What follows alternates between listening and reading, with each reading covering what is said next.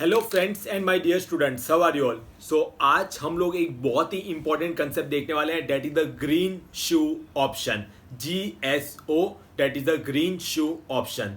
अब ये कंसेप्ट का जैसे ही नाम है तो आप बोले सर नाम और कंसेप्ट का क्या लेना देना, क्लियर। क्योंकि है ना, हम लोग जब कंसेप्ट देखेंगे तो आपको पता चलेगा सर इसका नाम ग्रीन शू क्यों पड़ा। तो सबसे पहले आपको बता देता हूं, इसका नाम ग्रीन शू ऑप्शन इसलिए पड़ा क्योंकि सबसे पहले इस ऑप्शन को जो है वो इस्तेमाल किया था इन 1919 में। ग्रीन शू मैन्युफैक्चरिंग कंपनी है जो अब कौन से नाम से पहचानी जाती है, स्ट्राइड राइट कॉरपोरेशन। तो उन्होंने सबसे पहले जो है वो इस कंसेप्ट को यूज किया था, इसलिए इसका नाम पड़ गया ग्रीन शू ऑप्शन। वरना जनरली इस कंसेप्ट का ना बेस्ट नाम होता प्राइस स्टेबलाइजिंग मैकेनिज्म, जो कि इसको बोलते भी हम लोग प्राइस स्टेबलाइजिंग मैकेनिज्म भी इस कंसेप्ट को हम लोग बोलते हैं। और भारत की अगर बात करें तो भारत में सबसे पहले इसको इस्तेमाल किया था ICICI बैंक ने, ऑफ भारत में सबसे पहले इसको यूज किया था। अब सर ये ग्रीन शू ऑप्शन होता क्या है, कैसे वर्क करता है, क्यों है, ये सब के बारे में अब हम लोग है ना डिटेल में जो है वो हम लोग डिस्कस करने वाले हैं। तो आइए इसके कंसेप्ट को समझते हैं। इसका कंसेप्ट जो है बहुत ही इंपॉर्टेंट है। जैसे कि बुक बिल्डिंग आपने देखा था, और अगर आपको बुक बिल्डिंग इंटरेस्टिंग लगाओ तो वैसे ये इंटरेस्टिंग टॉपिक जो है हमारा एक और है, that is a green shoe option. आइए हम लोग समझते हैं होता क्या है। जैसे कि एक कोई अच्छी कंपनी है और वो कंपनी का निकलता है पब्लिक इशू निकलता है, से फॉर एग्जाम्पल IPO निकला। अब IPO निकला और एक कंपनी है और बहुत अच्छी कंपनी है, मैंने आपको बताया, तो वो बहुत ओवर सब्सक्राइब होती है। और जब आपको पता है कोई इशू निकलता है और वो इशू अगर क्या होता है ओवर सब्सक्राइब होता है, तो हम लोग अलॉटमेंट कैसे करते हैं, ऑन प्रो रेटा बेसिस। प्रो रेटा बेसिस। अब ये प्रो रेटा बेसिस से जब हम अलॉटमेंट करते हैं तो ये क्या शो करता है, ये शो करता है कि लेने वाले बहुत लोग हैं, हमें भी दो, हमें भी दो, हमें भी दो, हमें भी दो, लेकिन हमारे पास देने के लिए शेयर्स नहीं है। Getting my point. वो क्या बोलता है कि भाई लेने वाले तो बहुत लोग हैं लेकिन हमारे पास देने के लिए शेयर नहीं है, हमारे पास देने के लिए शेयर नहीं है। तो अब होगा क्या, सपोज हमने वो है ना इशू निकाला 500 रुपए में, 500 रुपए में, और हमारे पास ओवर सब्सिडाइड हो गया तो हमने सबको 500 रुपए के हिसाब से प्रो रेटा बेसिस पे अलॉटमेंट कर दिया। लेकिन जैसे वो कंपनी लिस्ट हो जाएगी, एक होता है ना इशू हमारा सक्सेसफुल होता है, फिर वो कंपनी क्या हो जाती है, लिस्ट हो जाती है, लिस्ट हो जाएगी। अब लोगों में अभी भी डिमांड है क्योंकि जिनको शेयर नहीं मिला उनको भी यार कहीं से मिल जाए यार, तो डिमांड है लेकिन यहां से सप्लाई नहीं है कंपनी की तरफ से। Getting my point. यहां से डिमांड है लेकिन वहां से सप्लाई नहीं है कंपनी की तरफ से, तो क्या होती जाएगी, प्राइस बढ़ती जाएगी, हमें भी शेयर चाहिए, हमें भी शेयर चाहिए, हमें भी शेयर चाहिए। तो जिनके पास है वो उसको हायर रेट में सेल करेंगे और इसकी प्राइस क्या होती जाएगी, बढ़ती जाएगी। तो सेबी का एक और रोल ये भी रहता है कि उनको ये देखना होता है कि कोई पर्टिकुलर कंपनी के शेयर प्राइस बहुत ज्यादा डाउन भी ना आ जाए और बहुत ज्यादा फटाफट भी अपना चले जाए, क्योंकि ये तो डिमांड सप्लाई की वजह से हो रहा है। तो इसीलिए प्राइस को स्टेबलाइज करने के लिए कंपनी चाहे तो, ऑप्शनल रहता है नॉट कंपलसरी, कंपनी चाहे तो ग्रीन शू ऑप्शन का एक्सरसाइज कर सकती है। क्या कर सकती है, ग्रीन शू ऑप्शन को एक्सरसाइज कर सकती है। अब ये ग्रीन शू ऑप्शन वर्क कैसे करता है वो हम लोग समझते हैं। आपने एक कंसेप्ट पढ़ा होगा, minimum promoters contribution. Promoters contribution यानी कि 20% वो होता है पोस्ट इशू एंड ऑल। हम लोग ऐसा समझ लेते हैं 20% ऑफ द शेयर जो है, जैसे अगर 100 करोड़ का इशू है तो 20 करोड़ शेयर किसके पास पड़े हुए हैं, प्रमोटर के पास पड़े हुए हैं, और वो भी लॉक इन। प्रमोटर चाहे तो भी उसको बेच नहीं सकता। तो देखो हम एक एग्जाम्पल समझते हैं तो आपको एकदम अच्छे से क्लियर होगा। जैसे कि देखें, एक 100 करोड़ का इशू है, 100 करोड़ शेयर्स का इशू है, ठीक है। अब हम लोग ले लेते हैं कि ना सपोज 20 करोड़ शेयर जो है, 20 करोड़ जो है वो किसके पास है, प्रमोटर को लेने ही लेना है, मिनिमम प्रमोटर्स कंट्रीब्यूशन। और बचे हुए 80 करोड़ जो है वो किसके लिए होंगे, पब्लिक के लिए होंगे। बचे हुए जो 80 करोड़ शेयर है वो पब्लिक के लिए होंगे, ठीक है। मतलब एक कंपनी है जो 100 करोड़ का शेयर्स का IPO निकाल रही है, तो 20% तो प्रमोटर के लिए, तो 20 करोड़ शेयर तो उनके लिए हो जाएंगे, और 80 करोड़ शेयर्स किसके लिए हो जाएंगे, पब्लिक के लिए हो जाएंगे, ठीक है। लेकिन अब यहां पे ना 80 करोड़, लेकिन एप्लीकेशन बहुत ज्यादा आई है, लेकिन हमारे पास सप्लाई नहीं है, हमारे पास 80 करोड़ शेयर्स ही है। तो हम लोग क्या बोलते हैं, ये जो 20 करोड़ शेयर जो प्रमोटर के पास पड़े हुए, प्रमोटर या फिर pre issue share holder, pre issue share holder मतलब ये इशू निकालने से पहले जो शेयर होल्डर थे उनके पास पड़े हुए, तो वो लोग क्या कर सकते हैं, अपने कुछ शेयर लैंडिंग कर सकते हैं। जैसे ही देखो ये प्रमोटर कंट्रीब्यूशन है तो उनके पास रहना ही चाहिए, लॉक इन रहता है, क्लियर। अब ग्रीन शू ऑप्शन अब आता है कि डिमांड है और सप्लाई करनी है तो कैसे करेंगे, और मैक्सिमम कितना कर सकते हैं। तो जो इशू साइज होती है, this is your issue size, इसका 15% जितना, इसका 15% मतलब कितना हो गया, 15 करोड़। इसका 15% यानी कि कितना हो गया, 15 करोड़। 15 करोड़ जो शेयर्स है हम लोग है ना क्या हो जाएगा, ये प्रमोटर के पास से निकल जाएंगे और हम लोग दे देंगे किसको, स्टेबलाइजिंग एजेंट को, जो कि जनरली होता है मर्चेंट बैंकर। किसको दे देंगे, स्टेबलाइजिंग एजेंट को, जो कि कौन होता है, मर्चेंट बैंकर। अब यहां पे क्या होगा, देखो प्रमोटर के पास 20 करोड़ शेयर थे, 100 करोड़ में से 80 करोड़ पब्लिक के पास थे, तो इसने 15 करोड़ निकाल के दे दिए।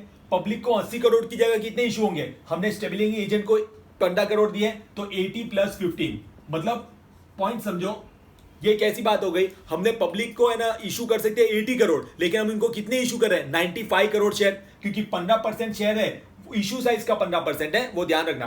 तो 100 करोड़ का 15% कितना होगा, 15 करोड़, वो प्रमोटर के पास से होल्डिंग निकल के हम किसको दे देंगे, स्टेबलाइजिंग एजेंट को दे देंगे, यानी कि मर्चेंट बैंकर। अब पब्लिक में हम लोग क्या बोलेंगे, तुम लोग डिमांड करो, हमारे पास सप्लाई है। तो कुछ हद तक, मैं ऐसा नहीं बोलो इससे प्राइस स्टेबलाइज हो ही जाएगी, लेकिन कुछ हद तक तो स्टेबलाइज होगी। ये तो मैंने 100 करोड़ में से 15 करोड़ बताए, अगर 1000 करोड़ है तो 150 करोड़ एक्स्ट्रा निकलेंगे। Getting my point. तो कुछ हद तक तो हम लोग क्या कर पाएंगे, प्राइस स्टेबलाइज कर पाएंगे। लेकिन अब आपके माइंड में एक डाउट आएगा, कि सर प्रमोटर को तो 20% शेयर अपने पास रखनी है, 20 करोड़ शेयर, उसने तो 15 करोड़ उसको दे दिए, तो ये सिर्फ एक बार प्राइस स्टेबलाइज करने के लिए दिया था। ये सिर्फ पूरा खेल होता है, वो कितने दिन का होता है, 30 दिन का होता है, 30 डेज का होता है, 30 डेज का होता है। फॉर एग्जाम्पल, अगर 100 करोड़ शेयर कंपनी ने जब इशू निकाले थे, एट द रेट ऑफ ₹100 था, ठीक है। पब्लिक के लिए 80 करोड़ शेयर थे, लेकिन हमने फिर भी कितने सप्लाई किए, 95 करोड़। क्यों, 15 करोड़ तो है ना प्रमोटर के पास से ले लिए, प्रमोटर ने लैंड किए, प्रमोटर ने अपने शेयर लैंड कर दिए, किसको, स्टेबलाइजिंग एजेंट को। इसके लिए प्रॉपर्ली पूरा एग्रीमेंट होता है। और जो वो स्टेबलाइजिंग एजेंट है ना, वो क्या बोल रहा है, मैं ये प्रमोटर, मैं तुझे 30 दिन के अंदर मार्केट से वापस शेयर खरीदूंगा और तेरे को वापस दे दूंगा। वापस रिपीट कर रहा हूं मैं, प्रमोटर जब इसको शेयर्स देता है, अग्रीमेंट होता है कि हे प्रमोटर, मैं तेरे पास से जो शेयर्स ले रहा हूं ना, वो 30 दिन के अंदर एक बार मैंने मार्केट में इशू कर दिया, ताकि प्राइस एकदम हाई नहीं चली जाए, नहीं तो डिमांड आ रही है और सप्लाई नहीं होगी तो प्राइस बढ़ जाएगी। अब यहां पे क्या हो गया, हमने डिमांड है, आओ सालो आओ तुम लोग, और हम लोग सप्लाई भी कर रहे हैं, तो प्राइस नहीं बढ़ेगी। और ये स्टेबलाइजिंग एजेंट जो है ना, वो प्रमोटर को बोल रहा है, हे प्रमोटर, मैं 30 दिन के अंदर तेरे शेयर तुझे वापस दे दूंगा। अब वो क्या करेगा, एक बार इसने पब्लिक को शेयर इशू कर दिए, अब 30 दिन का समय है, कितना टाइम है स्टेबलाइजिंग एजेंट के पास, 30 दिन का टाइम है। अब पॉइंट समझो, 100 रुपए के हिसाब से उसने दिए थे, तो इसके पास पैसे भी तो आए होंगे स्टेबलाइजिंग एजेंट के पास, तो है ना जो भी पैसे आए होंगे वो इसको अलग से है ना जीएसओ बैंक अकाउंट में रख देगा। मतलब ये जो 15 करोड़ शेयर जो एक्स्ट्रा दिए ना पब्लिक को स्टेबलाइजिंग एजेंट ने, वो उसके जितने भी पैसे आएंगे, 15 करोड़ इंटू 100, हम हिसाब किताब में नहीं जा रहे, मैं सिर्फ आपको रफली बता रहा हूं, तो वो जो पैसे आएंगे वो एक अलग से अकाउंट में रख देगा, that is the GSO bank account, green shoe option bank account. वो पैसा अलग ही रखेगा, क्यों, क्योंकि वो पैसों से वापस उसको शेयर खरीदने भी तो है, अब देखो क्या होगा, खेल क्या होगा, 30 दिन का टाइम है। अब जैसे प्राइस 100 रुपए, तो इसने सप्लाई किया तो प्राइस है ना एकदम हाई नहीं चली गई, फिर धीरे धीरे मार्केट पे वॉच रखेगा कि है ना, अब है ना एक बार कंपनी लिस्टेड हो गई, मतलब प्राइस भी तो मतलब चेंज होती जाएगी। अब ये मार्केट पे वॉच रखेगा, जैसे प्राइस 105 रुपए हुई, ये अभी नहीं खरीदेगा, 110 हुई नहीं खरीदेगा, 120 हुए नहीं खरीदेगा, लेकिन प्राइस फिर धीरे धीरे डाउन आने लगी, सपोज 100 से 95 हुई, 97 हुई, 98 हुई, तो जैसे ही 100 से बिलो आ जाएगी, ये वापस शेयर खरीदना चालू कर देगा। और 30 दिन के अंदर जो 15 करोड़ शेयर इसने प्रमोटर के पास से लिए थे, वापस मार्केट से खरीद लेगा और वापस इसको दे देगा। सर इससे हुआ क्या, इससे यह हुआ कि अगर ये 15 करोड़ शेयर तब सप्लाई नहीं होते, तो डिमांड बहुत ज्यादा थी और सप्लाई नहीं थी, तो ये प्राइस 100 रुपए की फटाक से ऊपर हो जाती, प्राइस जो है हमारे कंट्रोल से बाहर निकल जाती। लेकिन ये करने की वजह से क्या होगा, ये करने की वजह से ये होगा कि 80 करोड़ शेयर तो हमने पब्लिक के लिए रखे ही थे, और आए दूसरे लोग, हमें भी दो, हमारे पास है, और तब अगर हम ये बोलते हमारे पास नहीं है, तो प्राइस बढ़ जाती। मैं ऐसा नहीं बोल रहा हूं कि ये तरीका यूज करने से प्राइस स्टेबलाइज हो ही जाएगी, लेकिन होने के चांसेस बढ़ जाएंगे कुछ हद तक। क्लियर हुआ, तो है ना वापस जब है ना 100 रुपए में हिसाब से हमने उनको दिए थे, वापस जैसे प्राइस 100 से कम होगी, तो स्टेबलाइजिंग एजेंट वापस मार्केट से शेयर खरीदना स्टार्ट कर देगा। सर पैसे कहां से लेके आएगा, ये रहा ना जीएसओ बैंक अकाउंट, तो वहां से उनको पैसे देगा, वापस 15 करोड़ शेयर खरीदेगा, वापस प्रमोटर को दे देगा, तो वापस हम उसी पॉइंट पे आ गए। 30 दिन के बाद प्रमोटर के पास पहले शेयर कितने थे, 20 करोड़, ठीक है, इसने 15 करोड़ उसको दे दिए तो कितने बचे 5 करोड़, वापस 15 आ गए तो प्लस 15 वापस। ठीक है, अगर ये है ना इशू, ये ऐसा नहीं करते हैं स्टेप ग्रीन शू वाला, तो पब्लिक के पास कितने शेयर होते हैं 80 करोड़, 80 करोड़। लेकिन ये करने की वजह से प्लस 15 ऐड हुआ, लेकिन वापस तो खरीदा पब्लिक के पास से, तो माइनस 15, बात वही हो गई। मतलब ये सिर्फ हमने एक बोलते हैं ना या इसकी टोपी उसके सर, वैसा घुमाया हमने, और इससे हम प्राइस स्टेबलाइज करने की ट्राई कर रहे हैं। लेकिन जैसे ही मैंने आपको ये बोला ना कि यहां पे क्या हो रहा है, स्टेबलाइजिंग एजेंट जो है 100 रुपए से कम होगा और मार्केट से खरीदना शुरू कर देगा, मार्केट से क्या करेगा, खरीदना शुरू कर देगा। डन। तो वैसे ही आपके माइंड में क्या डाउट आएगा पता है, सर अगर ये प्राइस कभी 100 से नीचे आई नहीं तो, और स्टेबलाइजिंग एजेंट जो है अगर उसने 15 करोड़ शेयर खरीदे हैं, 15 करोड़ शेयर खरीदे हैं, पहला ऑप्शन हमने क्या देखा कि उसने 15 करोड़ जो है 15 करोड़ वापस ले लिए, तो चलो वो तो हो ही सकती है पहला सिचुएशन, क्लियर हुआ। दूसरी सिचुएशन क्या हो सकती है कि सर स्टेबलाइजिंग एजेंट जो है ना, देखो 100 से ऊपर ही रही रेट, कभी 30 दिन में नीचे आई नहीं, हो सकता है ना दांव उल्टा भी तो पड़ सकता है, हर सिक्के के पहलू हमें देखने पड़ेंगे। तो फिर स्टेबलाइजिंग एजेंट क्या करेगा, तो फिर स्टेबलाइजिंग एजेंट क्या करेगा, आइए हम उस सिचुएशन को देखते हैं। तो होपफुली पहले आपको यहां तक क्लियर हो गया होगा। अब देखिए सिचुएशन 1 क्या थी कि हमने 15 करोड़ शेयर प्रमोटर के पास से लिए थे और 15 करोड़ उसको 30 दिन के अंदर अंदर वापस दे दिए, कोई प्रॉब्लम नहीं।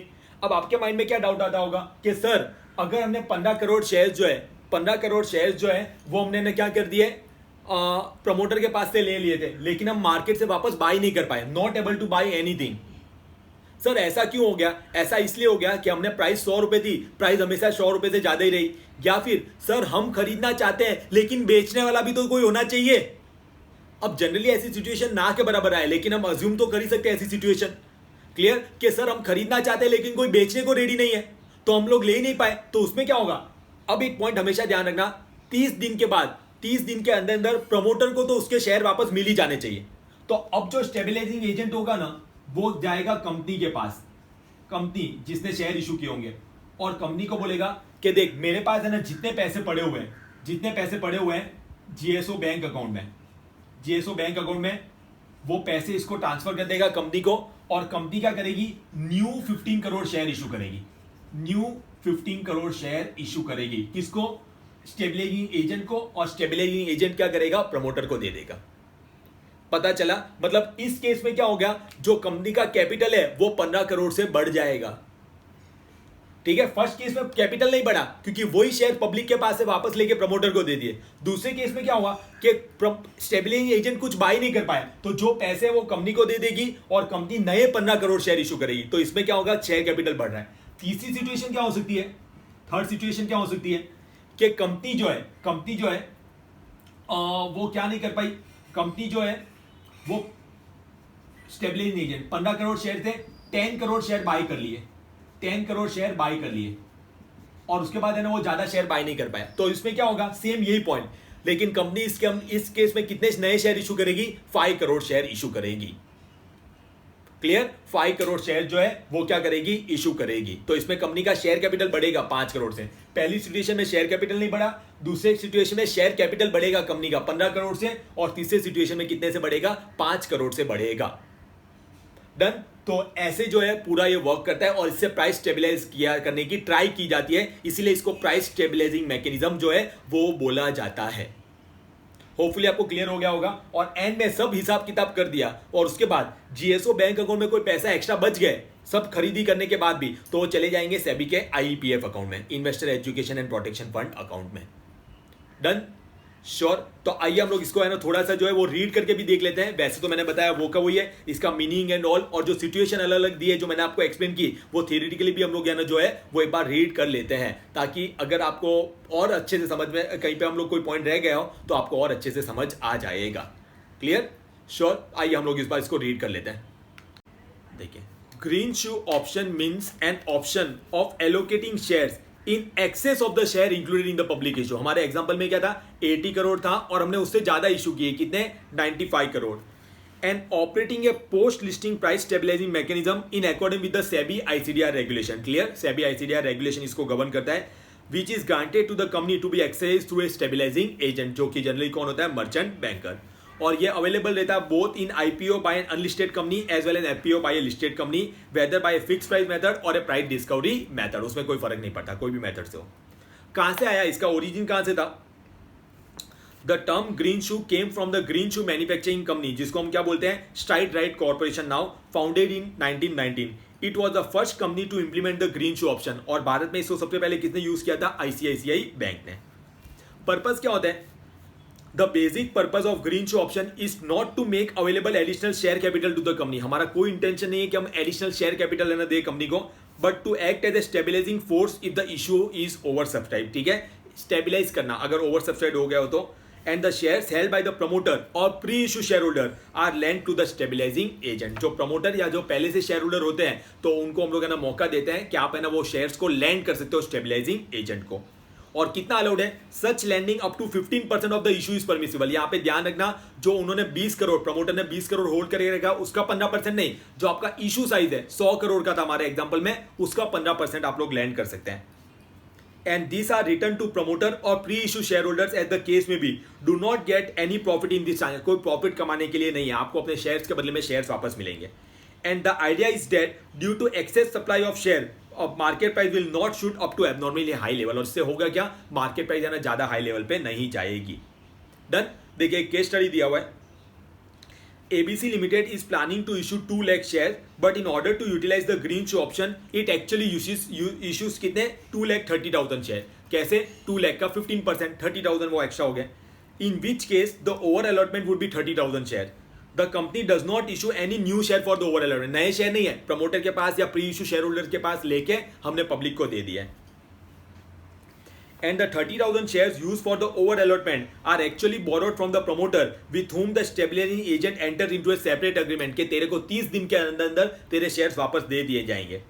And the company is required to keep money received from the over allotment into a separate bank account, that is the GSO bank account। अब जॉब क्या रहेगा? अब है ना GSO वाला जो है पूरा प्रोसेस चालू होगा। The job of the stabilizing agent begins only after the commencement of trading of share। In case the shares are trading at a price lower than the offer price, the stabilizing agent start buying the share by using the money lying in the separate bank account, वहां से वो by करना start कर देगा। In this manner, by buying the shares when others are selling, the stabilizing agent tries to put the brake on the falling price। सही है ना, कोई बेचने को रेडी और कोई खरीदने को रेडी है तो प्राइस एबनॉर्मली हाई या डाउन नहीं जाएगी, लो नहीं जाएगी। The shares so bought from the market are handed over to the promoter from whom they were borrowed, वापस दे देंगे। लेकिन दूसरी भी तो सिचुएशन हो सकती है, in case the newly listed share start trading at a price higher than the offer price, the stabilising agent does not buy any shares, and at this point the company by exercising the green shoe option issue new shares to the stabilising agent which are in turn handed over to the promoter from whom the shares were borrowed. Done, sure. और वापस ये तीनों situation के लिए जो है मैंने एक पूरा एग्जांपल लेना यहाँ पे आप लोगों को दे दिया है, वो एक बार आप लोग सिर्फ रीड आउट कर जाइएगा, और आपको कोई भी डाउट वगैरह है तो आप लोग मुझे अलग से पूछ ले सकते हैं। एक बार थोड़ा फैक्ट्स में आपके साथ डिस्कस कर लेता हूँ। जैसे देखिए, कंपनी 1 लाख शेयर का क्या निकाली थी, इशू निकाली थी, प्राइस कितनी थी 100 रुपीज, तो अमाउंट कितना हो जाएगा 1 करोड़। 15% ऑफ द आईपीओ का आप लोग क्या कर सकते हैं, आप लोग वो स्टेबलाइजिंग एजेंट को दे सकते हैं, यानी कि 15,000 शेयर्स। डन। अब तीन सिचुएशन उससे अराइज होती है, where the stabilising agent manage to buy back all the green shoe shares, 15,000 के 15,000 शेयर्स उसने बाय बैक कर लिए, कोई प्रॉब्लम नहीं है। दूसरा, कुछ भी बाय नहीं कर पाया, और तीसरा सिर्फ 10,000 बाय कर पाया। एकदम सेम एग्जांपल जो मैंने आप लोगों को दिया, लेकिन वो सिर्फ करोड़ों में था, ये सिर्फ हजारों में है। क्लियर? तो ये बार आप लोग रीड आउट कर लीजिएगा। डन। और लास्ट में आप देख सकते हैं, अगर कोई भी सरप्लस पैसा बाकी रह जाएगा तो कहां पे ट्रांसफर कर देंगे, investor protection education and protection fund में। डन। देखिए ये पूरा प्रोसेस दिया हुआ है, एक डायग्राम दिया हुआ है, चार्ट दिया हुआ है, देखिए कैसे वर्क करता है। Company obtain share holder approval for exercising green shoe option. Sir share holders को देने के लिए share holders, pre issue share holders की अप्रूवल, फिर स्टेबलाइजिंग एजेंट अपॉइंट होगा, वो अग्रीमेंट में एंटर होगा, agreement with the promoter for borrowing the share, special account with the bank and depository, company ने ओवर अलॉटमेंट किया, फिर ट्रेडिंग चालू हुई। अब इसका प्रोसेस चालू होगा, अगर ड्रॉप इन प्राइस है यस तो मार्केट से खरीदना शुरू कर देगा। Stabilising agent process shares from open purchase, stabilising agent purchase share from open market, shares borrowed are return and excess if any transfer to SEBI EPF account. लेकिन अगर वो नहीं कर पाया, ड्रॉप इन प्राइस नहीं हुई, इशूअर यानी कि company allot share to stabilising agent फिर स्टेबलाइजिंग एजेंट वो क्या किसको कर देगा, रिटर्न कर देगा प्रमोटर को, और सेपरेट लिस्टिंग एप्लीकेशन, और वो उसके लिए वापस आपको अप्लाई करना पड़ेगा अलग से लिस्टिंग करने के लिए, क्योंकि कंपनी का शेयर कैपिटल बढ़ा है। Done done done done. तो यहाँ पे आपका ये ग्रीन शू ऑप्शन है वो यहाँ पे कंप्लीट होता है। होपफुली आपको एकदम अच्छे से क्रिस्टल क्लियर हो गया होगा। फिर भी कोई डाउट रह जाए then you can ask me. और वीडियो अगर अच्छा लगा हो तो लाइक और शेयर करना ना भूले, और अगर अभी तक चैनल को सब्सक्राइब नहीं किया हो तो पहले उसको सब्सक्राइब जरूर कर दे। Thank you so much all of you for watching this video guys.